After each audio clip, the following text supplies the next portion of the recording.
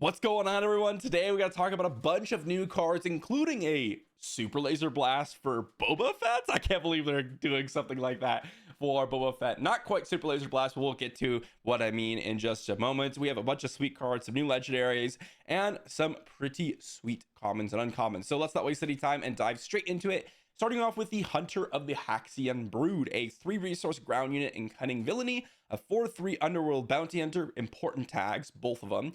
And this says, well, an enemy unit has a bounty, this unit gains shielded. Now, normally when you see this text and you, let's say, refer to other TCGs like Magic, for example, it's just a straight up static effect. But what this means is if your opponent has some sort of bounty, whether you upgraded it with, a guild target or something like that, or they're playing like Dr. Evazan or some sort of bounty unit, when you play the Hunter of the Haxion Brood, you will get a shield token, period.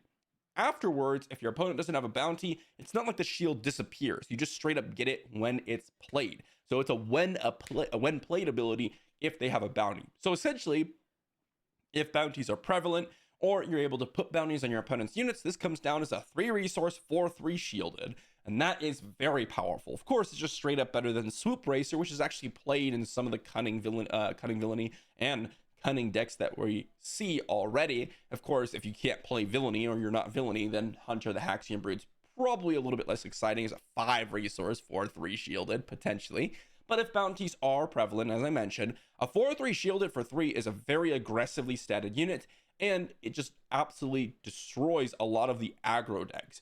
We've seen how strong something like a 7th Fleet Defender is, taking out red 3s, AA wings, wing leaders, whatever it is in space. A 4/3 is going to be able to take out Battlefield Marines, Sabine Rans, Echo Base Defenders, Fighters for Freedom, all this stuff, which is going to be absolutely amazing if you're in that matchup. Of course, if you're not, then it's just a 4/3 shielded, and usually control decks will be able to kill it all the same, shielded or not. Of course, open fire and things like that don't work on it. So it's definitely a big upgrade, and if bounties are pretty good, then, or pretty common, then this is going to be a really nice unit. I suppose control decks, you probably won't have bounties on your opponent's side of the battlefield, so it'll probably just be a 4/3. But the downside is that's a 3-mana 4/3 or 3-resource 4/3, which Swoop Racer is playable. So nothing really to say about that besides solid. Also, important tags in Underworld and Bounty Hunter.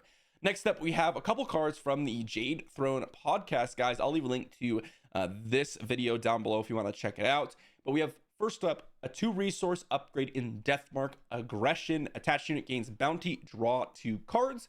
This one's a pretty interesting one. I could very much see this as either a sideboard card or potentially main deck card in more aggressive / mid-range decks even. But the card, or the place I should say, that I'm really excited about this is control decks. Before, what we're seeing with like Mission Briefing, for example, which is also draw 2 cards, it's 3 resources, which is a really awkward part of the curve, because for control decks, usually your turn 1 play either is taking initiative or maybe just passing to see what your opponent's going to do, or maybe you play a unit. But this is the perfect time to get something like a Death Mark down, right? Because the following turn, on turn 2, you absolutely want to use your removal spells or removal events or removal upgrades, whatever it is.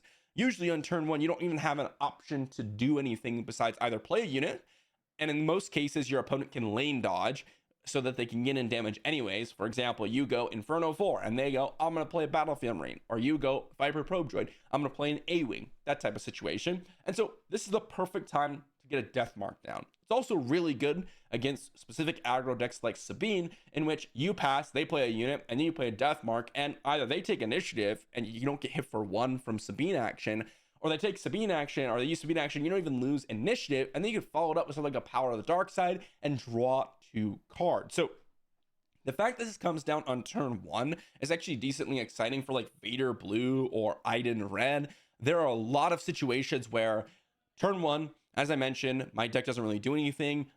In the exception, or the exception for that would be potentially in your sideboard plan when you are, sideboarding in early game units. But also against mid-range decks, this is super, super nice, because they're oftentimes going to have a turn 1 play as well, and they're not going to be as aggressively slanted as maybe like Boba Yellow or Sabine Green or Sabine Yellow. And you're just going to get a ton of value out of this, right? Open Fire, Power of the Dark Side, all of that gets you to 2 cards on the following turn, which is really, really nice. So I'm excited for it over there. Next up, we have Lurking TIE Phantom. This was a 3-resource space unit, Cunning Villainy 2/2 Imperial Vehicle Fighter with Raid 2, and this unit can't be captured, damaged, or defeated by enemy card abilities. Now, this doesn't actually do anything against enemy cards, it's enemy card abilities, okay? So this is really, really important.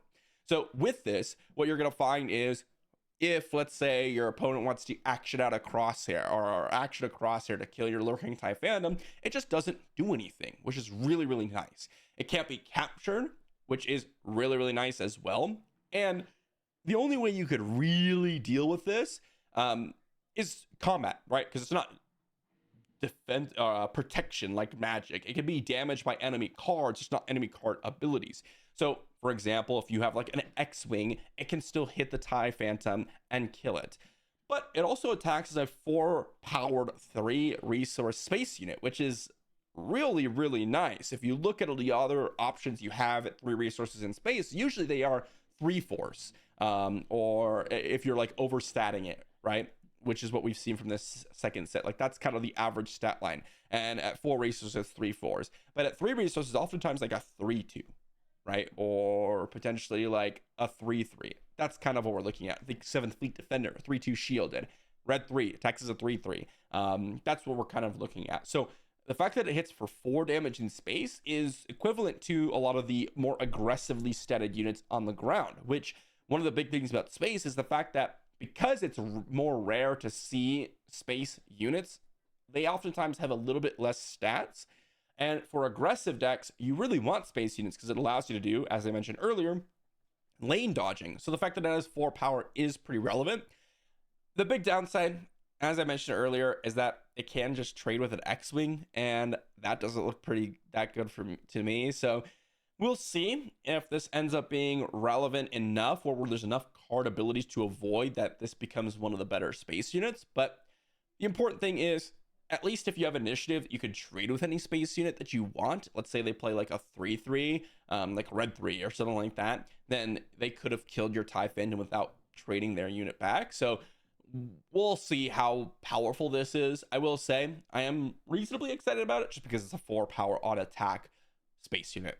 Next up, we have the Chaos of War. So this is the double aspect, double aggression 3-resource event. It's a rare, not a legendary. Deal damage to each player's base equal to the number of cards in that player's hand. So they've just printed a for a cause for every double aggression deck, villainy or otherwise.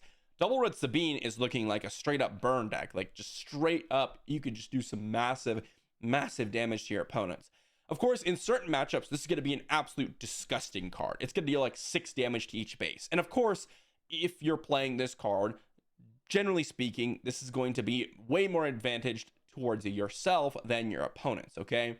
When you're looking at this, yes, in some matchups, like if you're against another aggressive deck, you don't really want to be playing the Chaos of War because you'll hit yourself as well as your opponent, and then you basically have helped yourself and your opponent at the same time.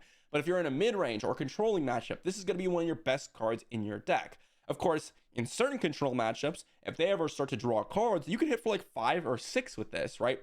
That's not super unlikely. In mid-range matchups, if they're playing, I don't know, a Haxion deck, or they're playing some sort of C3PO and they're drawing extra cards, or they're just drawing extra cards randomly, boom, you could hit for 4, 5, 6 points of damage.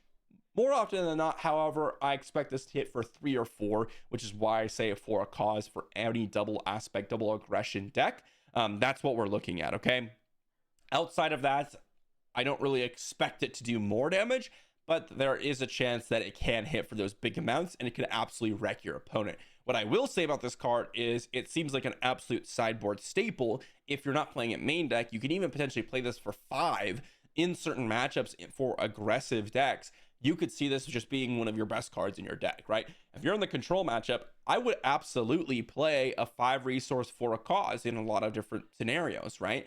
So I'm excited. I think this has sideboard potential, and I think it absolutely will be some of the best options for double red decks. Like double red Sabine would love this card, right? You're gonna have 3 copies for a cost, 3 copies of Chaos of War, and you have your Sabine Action. You have so much burn potential that you can just destroy your opponent without even playing a unit potentially. I mean, of course, that's a little bit of exaggeration, but you get my point. And here is one of the most absurd cards we've seen so far in the entire set. It's a legendary, and this is yet another potential Boba card, but a little bit different than what we've seen. Potentially like a Boba blue card, more controlling style of Boba. It's a 6-costed event in Cunning. Evacuate. Return each non-leader unit to its owner's hand. And that's why I mentioned it's kind of like a Super Laser Blast. It doesn't kill everything, but this is a huge tempo swing and can absolutely stall to the point where you actually can play something like a Super Laser Blast. One other deck that I really thought of when I thought of Evacuate was Thrawn. One of the big things with Thrawn is that we don't have enough kind of ways to get us to that Super Laser Blast. And if you're exhausting units with your Thrawn action, you're kind of stalling out the game. And yes, you probably mix in some removal spells and removal events and upgrades and things like that. But when you hit to like 5 or 6, when your opponent's deploying their leader and such, you usually get overwhelmed. The Evacuate kind of helps you bridge the gap between, that early game into the late game when you can get a Super Laser Blast down. Of course, again, as I mentioned earlier, Boba Blue specifically, could really take advantage of this card because you could play Evacuate and potentially ready up 3 additional resources directly after that. Exhaust your Boba leader, deploy Boba, attack, boom, you have 3 resources. You can play a Power of the Dark Side after that, boom, suddenly you're able to absolutely take over the entire game with a card like this. We'll see how truly powerful this one is. I will say, when I looked at Super Laser Blast, I was like, that card can't be that good, can it? And I was pretty wrong about that, mainly because of how expensive it was. And I look at this card and I think, okay, it is decently expensive, and I'm not sure how powerful it is. Like Waylay, you get to bounce a specific unit that you want, and it doesn't bounce your own units. But what I will say is I'm a little bit more optimistic about this card, and I do think it's actually really powerful just based on how undervalued I looked at when I looked at Super Laser Blast. I think that this card is going to be really, really strong, and we could see entire archetypes spawned around this, perhaps even some heroism kind of control decks. Next up, and lastly here, we got to talk about our new leader in Han Solo. This card looks just absurd, arguably one of the most absurd leaders that we've seen. You get a permanent alliance dispatcher on your leader. So Han Solo, aggression, heroism, action, play a unit from your hand. It costs 1 less, deal 2 damage to it. And then we have a flip side of 3/6, deploys for 5. Underworld, action, play a unit from your hand. It costs 1 less, deal 2 damage to it. So kind of like a Grand Inquisitor, but instead of readying up a unit, you get to play things turn ahead. And guys, I mean, this card looks ridiculous, right? If you look at heroism and aggression, we're looking at an aggressive style of deck, generally speaking. You can play a more mid-range or even, well, I guess not really controller, but more mid-range style of deck with Han Solo, and you can leverage things like Wrecker or things like IG or things like Zeb and deploy them a little bit earlier. You can even pair blue with this and get like Yoda's down on turn 1. But I think the true power of this is just playing a hyper aggressive deck like you would with other Han, but instead of running out of cards super quickly, you just get to play things ahead of time and you take a little bit of damage for it. To be honest, the damage won't matter. It won't matter at all, generally speaking. Why? Because you get to play things a turn ahead, right? Let's say you play, I don't know, turn 1, you go, I will action play a Ezra or a Millennium Falcon turn 1. Great. You dealt 2 damage to it. And yeah, they played a Battlefield Marine, or they played, I don't know, some sort of Crafty Smuggler or Wookiee Fugitive or Viper Probe Droid. Well, your Ezra or your Millennium Falcon will at least trade with your opponent's units if they want to go ahead and attack it. If not, then you're just getting in for more damage than your opponent, which is really strong. And this becomes really powerful when we get to turns, 2 and 3, when you get to play 4 drops a turn ahead of it, right? let's say you go Han Solo, let me action out, I don't know, a Kanan, and you have a 4-3 Kanan on the battlefield. On turn 2, right, your turn 2 plays would have already been 4-3s. Think Echo Base Defender, Haxion Brood. All these cards are already that stat line. By playing a turn ahead, it doesn't really matter if it's dealt 2 damage to it normally. There are exceptions to this, of course, right? Like Tarkin Town is pretty good against Han Solo. But I think in general, this becomes really, really strong and causes you to just absolutely overwhelm your opponent. You could also do the thing where you go turn 1, Battlefield Marine plus R2.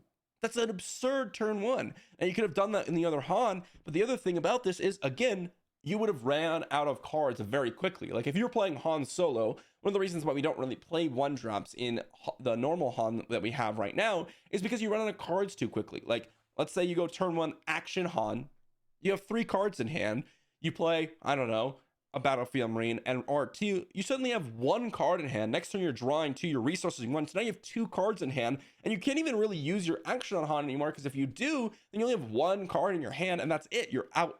That's it. This prevents that from happening and allows you to play that aggressive strategy, and then he comes down a turn earlier than the other Han with a reasonable stat line, right? A 3-6 is a little bit lower than I would hope for, right? Like Leia is a 3-6, but at least she has raid 1. I would really prefer this be like a 4-6. That's kind of what my preferred stat line would be, or even a 4-5 would be a little bit more exciting.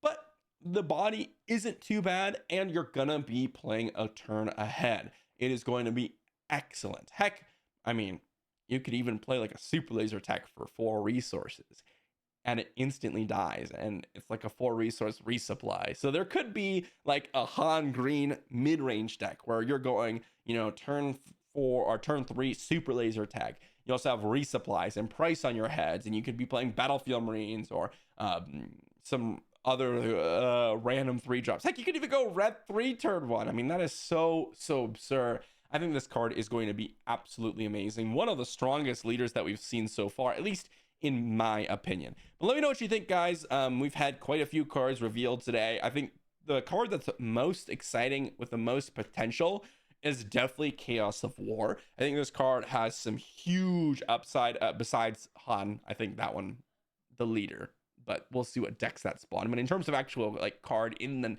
the 50 of your deck, Chaos of War looks super exciting. And I'm excited to see what people think of Evacuate and what they end up doing with it. I think this card's also really high power level. It's all about what shell can you fit it in and whether or not you can actually take advantage, either resource advantage with like Boba Fett, or just tempoing out your opponent, or just leveraging higher value plays later on in the game.